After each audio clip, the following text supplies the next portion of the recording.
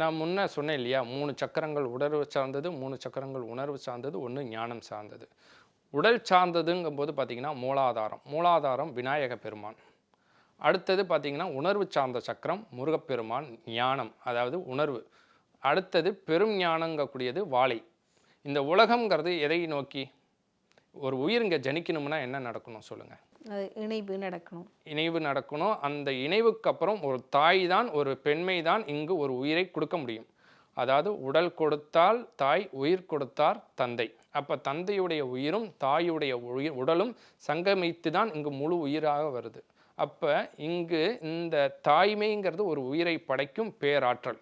அந்த தாய்மைங்கக்கூடிய பேராற்றல் தான் இந்த பிரபஞ்சமே. அப்போ இந்த பிரபஞ்சம் ஆனா பெண்ணான்னு கேட்டால் இந்த பிரபஞ்சம்ங்கிறது பெண்மை. ஏன்னா படைக்கக்கூடிய அனைத்துமே பெண்மை தான். நம்ம அஸ்வின் ஸ்வீட்ஸ் அண்ட் ஸ்நாக்ஸை எக்ஸ்போர்ட் பண்றதுக்கு 7373041434 கான்டாக்ட் பண்ணுங்க.